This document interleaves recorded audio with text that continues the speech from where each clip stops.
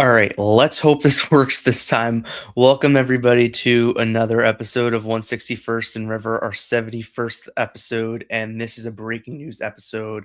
Cody Bellinger is a New York Yankee.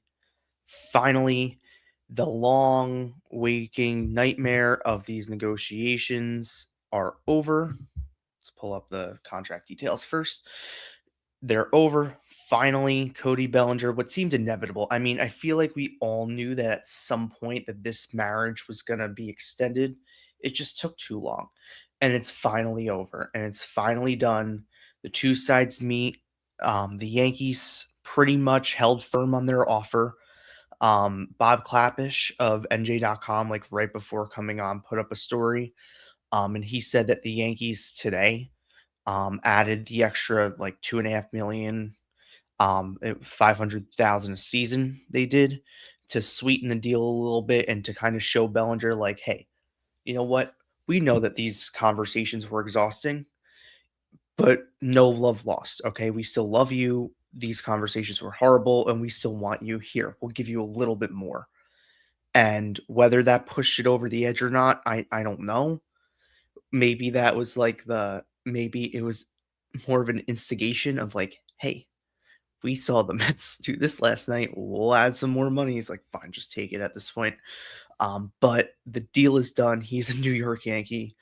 You could tell probably by my face, I'm ecstatic and I'm happy about this. The reason I'm happy about Bellinger being back with the Yankees is because I feel like their best team, based on what they could do now, the best team that they could put out right now heading into the 2026 season has includes Cody Bellinger, and he's on it. So it's a 5-year, $162.5 million deal. Opt outs after years 2 and 3, and those opt outs do change based on the CBA. What that means is if we do have a lockout and a missed season, those opt outs get pushed. So, like, let's say we don't have games in the 2027 season. It'll be the 20 after the 28 and 29 season, I believe, with the opt-outs. A $20 million signing bonus, and that is included in the 162.5 million, and a full no trade clause, which, hey, you know what? If you want the no trade clause, fine. I don't think the Yankees were going to trade this guy. I mean, it feels like it was such a chore to get him here in the first place that now that he's here, they're not going to trade him. So so this just makes sense for the Yankees, right? This is a signing that made sense. And while, we'll talk about more of this and have some highlights of his play from the year with his stats up, he fit this lineup perfect. He hit lefties, he hit righties, he hit at Yankee Stadium. He didn't hit much on the road. He played every day hard, and you could tell how valued he was.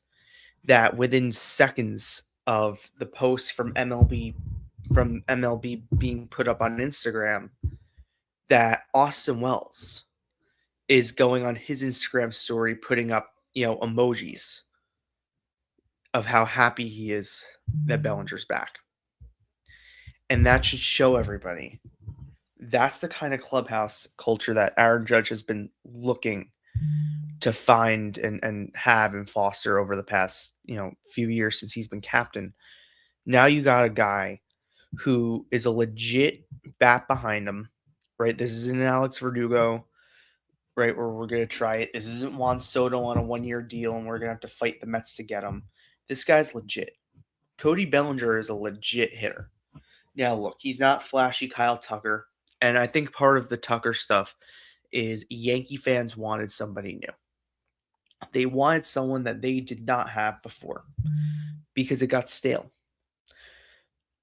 Unfortunately, the Yankees didn't agree. That's the first. And second, they weren't in love with Kyle Tucker, the pitcher, the hitter. Excuse me. They were not in love with Kyle Tucker. They weren't in love with what the baggage that could have came with him. Part of the attraction for him going to LA backs up what they heard around the league with his passion and drive and all that stuff. And he doesn't like being the center of attention. Well, in New York, if you're the second best hitter on the team behind Aaron Judge, guess what? You're going to be the center of attention. Or in the Mets case, you're the third hitter in that lineup or second hitter to Soto because Lindor's getting older, right? That's attention. Tucker didn't like the attention, which is part of the reason the Yankees didn't go after him. So now what you have is the Yankees have a team right now that they think can get to a championship. Now, I don't buy into the bullshit that ESPN Radio and the New York Post like to spew with Vegas and the over-under win totals that Vegas holds. I don't believe in that crap like at all. Like, I think it's just such a freaking farce.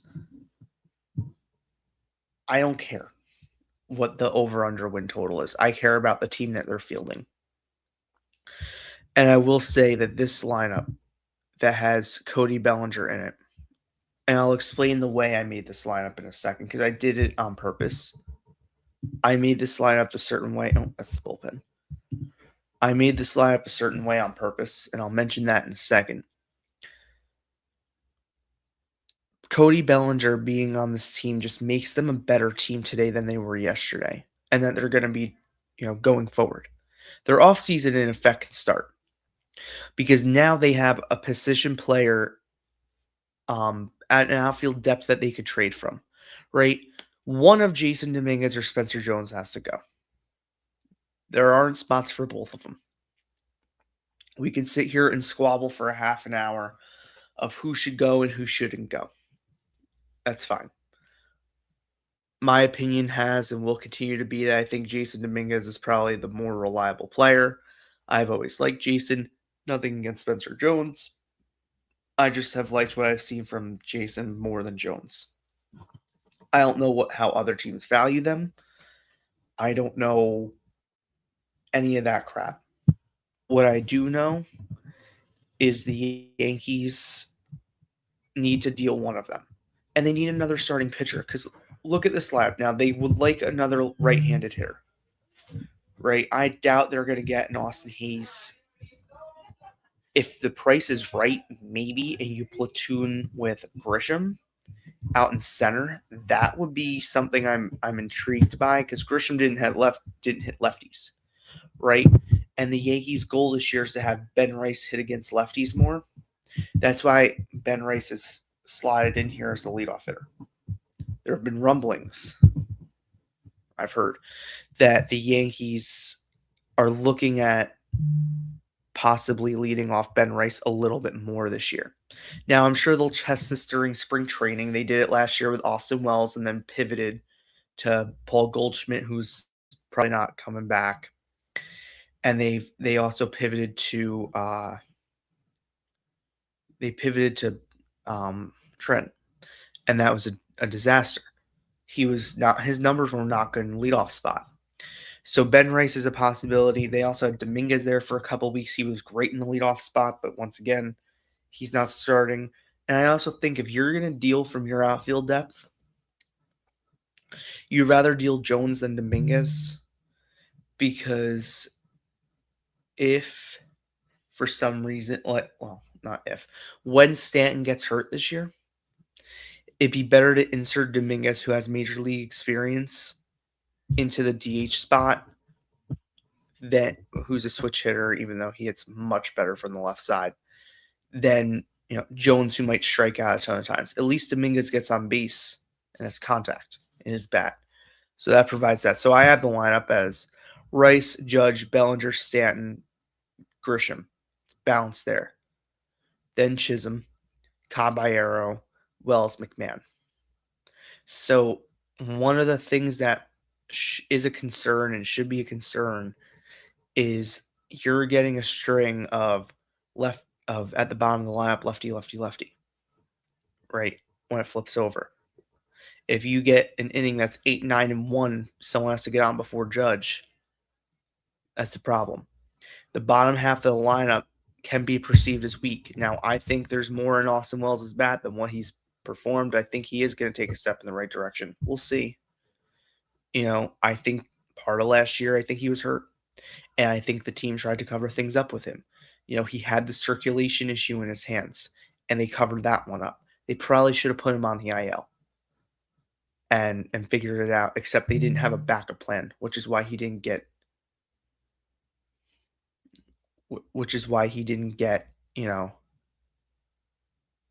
on the IL. They had Ascara and Rice, and they weren't comfortable going with Ascara and Rice really long term, and if he was able to not kill himself. So he played through it. Probably not the best result, but that it is what it is. Caballero, who knows what we're gonna get from him. He could be great, which I hope he is, and I think he might be. I also don't know. And I think McMahon might take a step in the right direction. Not banking on it, but he might. Jazz is Jazz.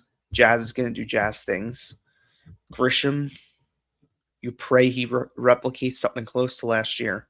At least 30 homers for, what he's making. Stanton, we'll see. Bellinger, I expect him to have the same sort of year. Judge is Judge. And Rice, I expect to take a better step in the right direction. The Yankee lineup is deep right now. Really deep. And now you look at the pitching. Here's your starting rotation. This is why I'm saying they need to deal from their position player depth. They have Jones and they have Dominguez, and they can move guys, right? Do they need to move a Carlos Lagranye or a Ben Hess or a Will Warren? Or, we've all heard Luis Heel is who has been rumored to be, potentially going to Milwaukee in a deal for Freddie Peralta. Now, Jack Curry did mention the prices are high. He also didn't say no. He said they are comfortable and don't have to panic into anything. And the prices are high. But like never say never kind of thing, and the talks are ongoing. And that's the truth. Never say never. I think Peralta would be a perfect fit for this team. I posted on X before, and it is the truth. Peralta has shown a willingness to take an extension. So if you traded for him, I think that, and you offered him an extension, maybe at the trade deadline or at some point during the year, and you've seen it work, you can offer him an extension. Here, I'll put up Peralta's numbers. An extension could be offered to him. That might be appealing. I don't know.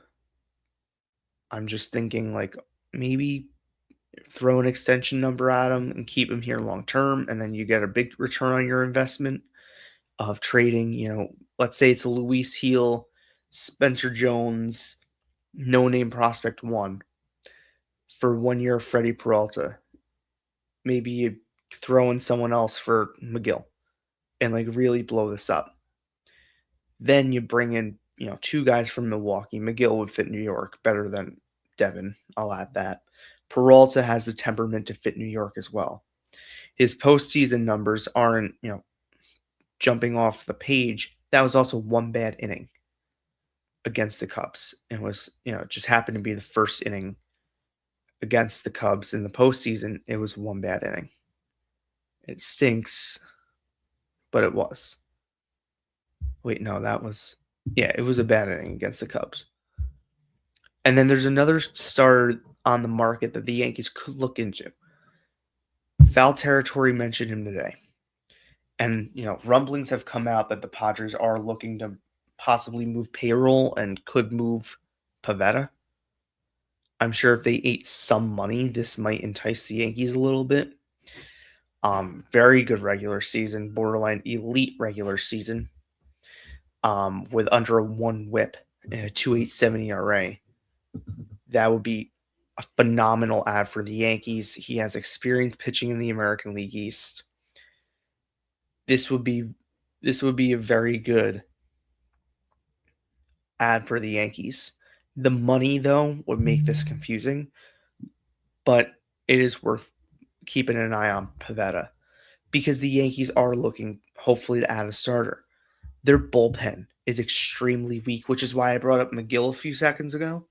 I think the Yankees need to, if they're going to have talks with the Brewers and continue these conversations, I think they have to at least explore it. And part of me would be a little bit disappointed if they got a deal done for Peralta and didn't get McGill back, because I think they just need to blow it up, screw the prospects, right? I've compared it on here. I'll compare it on here until I'm blue in the face. A prospect is a lottery ticket. There is no guarantee they pan out. Could be the next Aaron. Could Spencer Jones be Aaron Judge 2.0 from the left side? Yeah.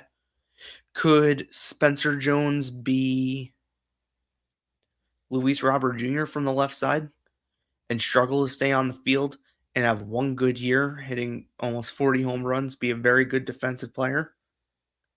Yeah. And if that's who it takes to get a Freddie Peralta in the building, that's an established pitcher, you should do that because he makes your team better now. We're not trying, well, we're always trying to win a championship, but I want to win a championship with Aaron Judge going nuts in the postseason.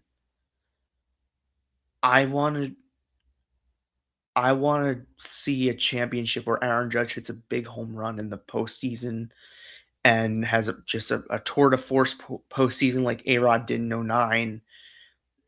And that's what I want to see. And I think your chances of a championship are heightened if Freddie Peralta's on this team and McGill over Spencer Jones being in AAA at the age of 26. That's just me. Disagree with me, agree with me, I don't really care. Because your bullpen right now is set up for failure. David Bednar is really the only sure thing in that bullpen. Right? I believe in Camilo. I think Camilo is going to be very good. I think that they're going to figure something out with Camilo Duvall, and he's going to be good. I think Fernando Cruz is going to be a solid option for them. Tim Hill's Tim Hill. I'll put Tim Hill and David Bednar in their own category. I've seen them do it consistently, that they're going to be fine. I'll put Duvall and Cruz in I have high faith in you, and Hedrick. I have high faith in you that you can do this. Yarborough and Blackburn go in the swingman column. And then Winquest, the guys on the bottom, and Caleb Ort, who's not on this graphic, are in the wild card column. I don't know what you're going to be. Key Winquest might be in the St. Louis organization or somewhere else by this time by 2 months from today.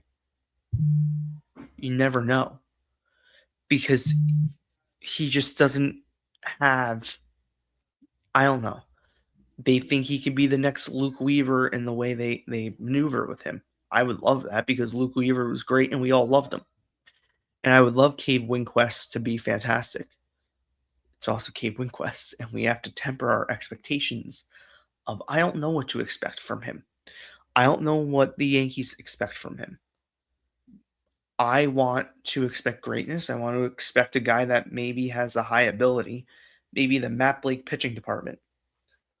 There are some good relievers on the free agent market. I don't know if they're going to spend a ton of. Actually, I do know they aren't going to spend a whole hell of a lot of money on the free agent market for a relief pitcher. They haven't shown the willingness to do so. Evan Phillips, who was non-tendered by the Dodgers, he sticks out to me as an option, and there are some other ones on the market that would be a good option. And you also have to remember, if you do not deal from your starting rotation in a trade for a starter, and even if you do, like let's say they swapped out Luis Gil for Freddie Peralta. Number one, your lineup's so much better. Number two, Ryan Weathers goes to the bullpen when someone comes back. Will Warren goes to AAA when someone comes back. And your rotation is Cole Fried, Peralta, Rodon, Schlittler. That rotation would easily be the best in the American League. And someone put up on social media before, and I wholeheartedly agree, with the teams in the American League East, especially Toronto, did very well against left-handed pitching. Now, the Red Sox were not great against left-handed pitching last year.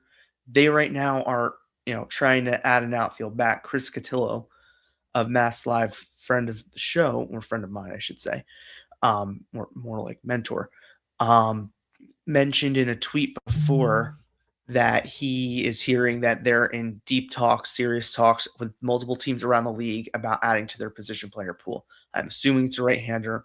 I can assume pretty confidently that Isaac Paredes and the Houston Astros are one of the teams they're deeply engaged in.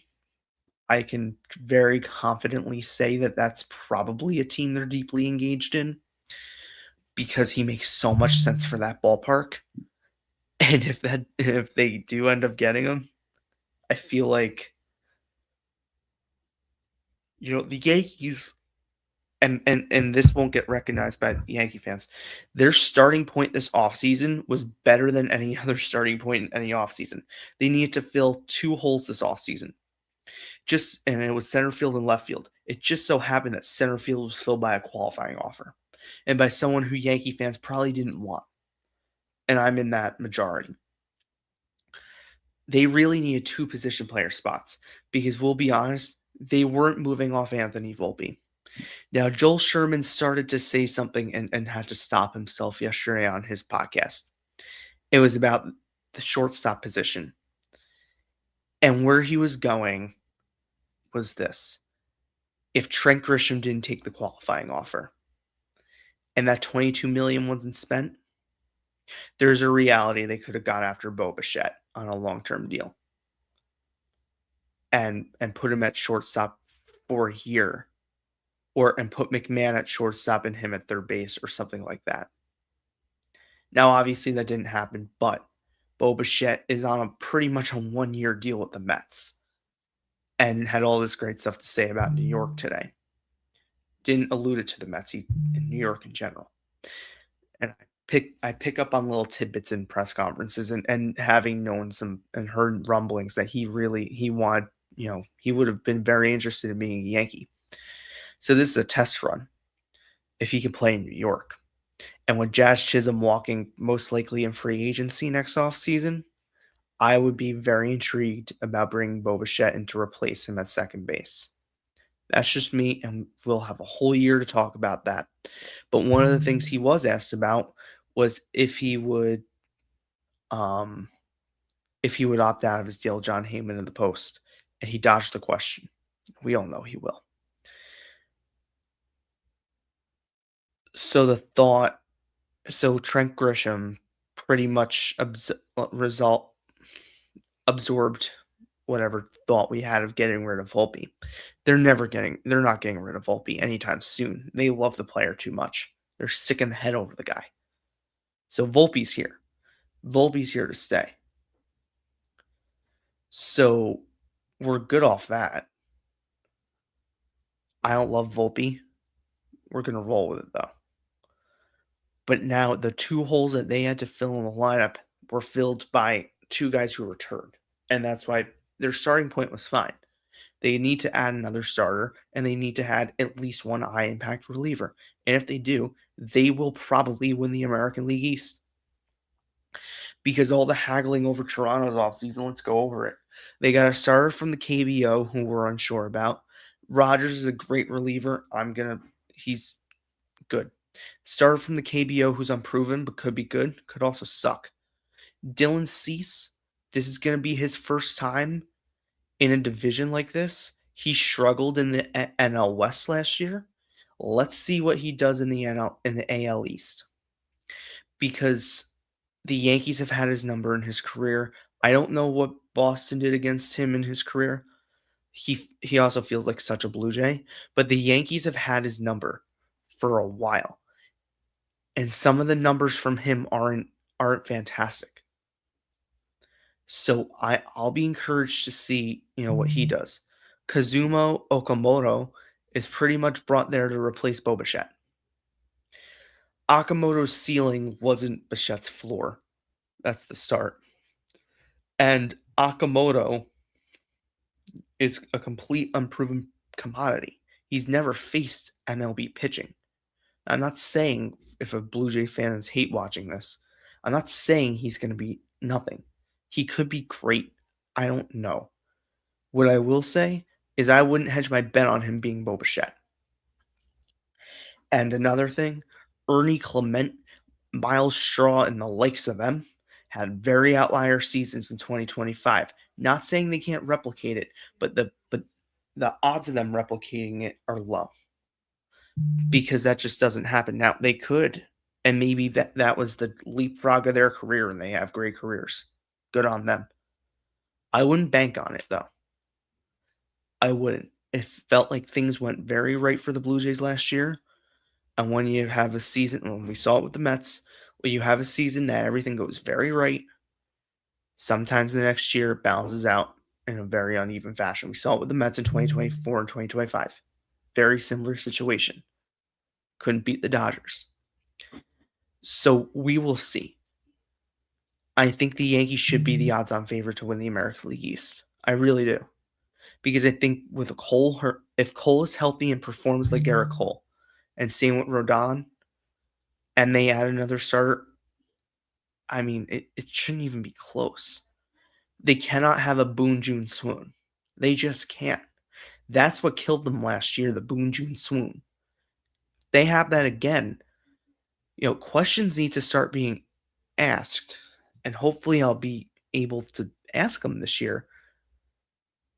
If they have a fourth or fifth consecutive Boone June swoon, it's going to be what the fuck is going on in that locker room during the month of June that no one can get their shit together.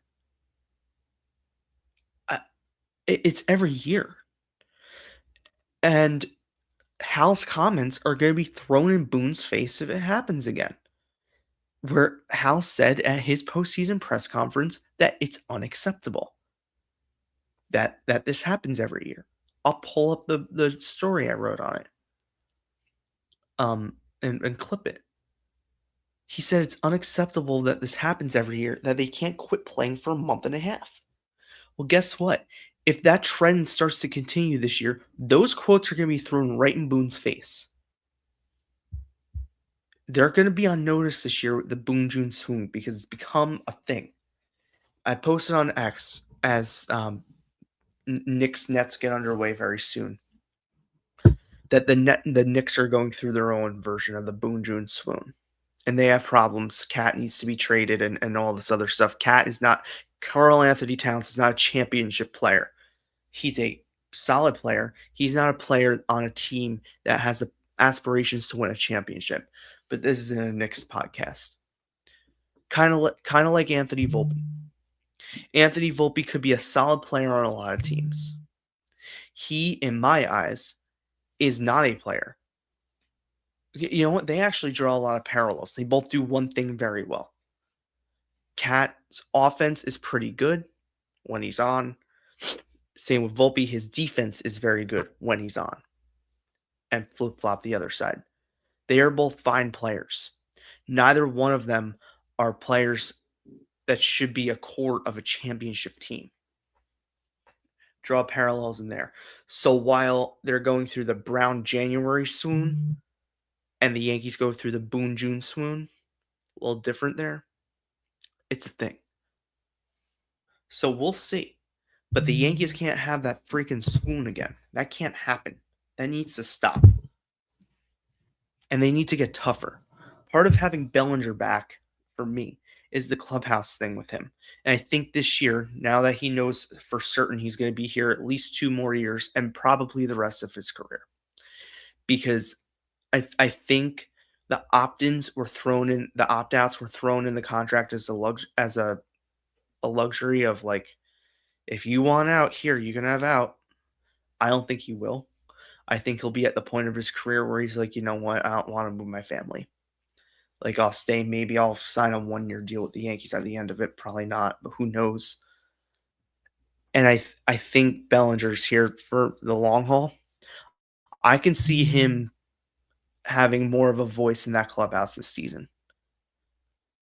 And the fact that Austin Wells, a young player who, obviously is looking for guidance, love this guy so much. Obviously, we saw the sad face emoji in the comment section the other day of like, oh my God, is he not coming back? Like, like Wells must, I took it as Wells misses his friend who wants him back. And obviously, he went on and posted that. That makes me really happy.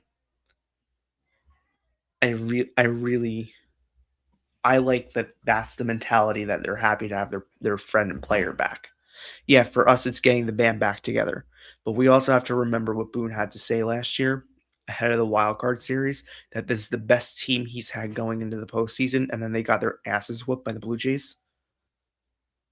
Okay, well, now you have a full year. You had a full year last year, pretty much with the same position player group, add or subtract one or two. Pretty much majority of the same pitching staff. Hopefully, they add a reliever. It's a little bit different. Obviously, you take out the Achilles heel of the bullpen in Mark Leiter, who was Boone's go-to guy, who always seemed to come in and fuck up whatever the hell was happening.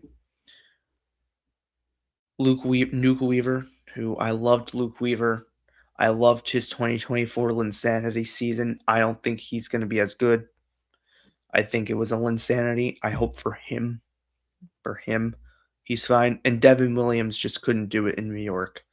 And a lot of the people in the media of New York media have kind of been like, huh, like, what's this going to look like for the Mets as he's their full-time closer and they don't have a fallback, right? Like the Yankees fallback was Luke Weaver before he got hurt. Well, Luke Weaver wasn't great last year, so their fallback might be AJ Minter. That's probably their fallback. The Yankees at least go in this year knowing David Bednar is the best closer they've had in a little bit. Probably since D-Rob, because Chapman was horrible. Chapman was bad. Betanzas was pretty good, but he was more of a setup guy. And D-Rob was the stopgap there. You know what? He's an option on the free agent market. I mean, him and Cashman don't get along, but he would be an option if they wanted to go that route. Maybe I would be intrigued by bringing D-Rob back on like a 1 year, $2 million contract, right into the sunset. You start as a Yankee, you end as a Yankee. That'd be cool. I've always liked D-Rob. Um, I'm gonna end it there because I think we're in a good spot. But going to bed tonight, the Yankees are a better team than when we woke up this morning. They just are. It's a fact. Now, we can debate into the sunset after today and tomorrow and the season whether prioritizing Bellinger was the move over going out and getting Kyle Tucker. I don't know. We could talk about that when we see both numbers side to side. We'll see. MLB Network, was like praising Cashman all day today. And you know what? Before we do sign off, I do want to do that. Brian Cashman Brian Cashman absolutely deserves his flowers in these negotiations. I kill him when he's bad and does something bad. I will give him flowers when he does something correct. The way he handled the negotiations and not falling for Boris's little shit is phenomenal and good for him. Yes, the Heyman report yesterday had some level of accuracy on the Bellinger front in terms of 4 teams, quote unquote, in. 4 teams made calls, and that includes the Yankees. 1 team was in. 4 teams made calls. The Mets made a call over there. The Mets made the Luis Robert Jr. trade last night because they knew they weren't getting Cody Bellinger. That's why that happened. And we kind of knew that. The other 2 teams, he said, were the Dodgers, and they were pretty much out. And Andrew Friedman kind of confirmed that today. And the Giants, who Heyman's like, I saw them as a suitor, but they weren't spending the money. So give credit to Brian Cashman, who held firm for almost a month on the same offer and got it done at that offer. Good for him. Good for him making Boris sit there. And now Boris gets to come to this press conference and face the music that he just got owned by the Yankees after the way he screwed the Yankees last offseason and has made a kind of a habit of screwing the Yankees and using them as a pawn. The Yankees didn't fall for his tricks this time, and it paid off because they got a really high quality player for a price that, yeah, is probably a bit of an overpay. But I think Kyle Tucker's a bigger overpay. I think the Jays offer was fair, and the Jays were in a distant third place. But I think 10,350, what was it, 10,3 or 10,350 was a fair offer for Tucker. I think that was a great offer from Toronto. And Bichette, 7-2 from the Phillies. That's a solid offer. That's a great offer. That's what he wanted up until the Mets swooped in. So the fact that they were able to get Bellinger at a hair above market value, good for them, and good for the Yankees winning this negotiation. But don't stop here because this can't be it. Go out and get Freddie Peralta, Nick Pivetta, or Joe Ryan. They could actually make a deal with the Minnesota Twins for Ryan Jeffers and Joe Ryan. There has been dialogue about Joe Ryan. Trevor Plouffe on baseball on Talking Baseball or Baseball Today. I think it was Baseball Today. Mentioned that the Yankees had shown interest in Ryan and Byron Buxton as as potentially a fallback option on Bellinger, and the Yankees like Ryan. I wouldn't be surprised to go see the Yankees pounce on that. He has multiple years of control. He's a right-hander, which the Yankees need in the rotation over left-handers. He'd be very, very good. That's going to be it. Thank you so much for watching. Please subscribe. Bellinger's a Yankee. Don't stop here. Go full force. Bring us a championship.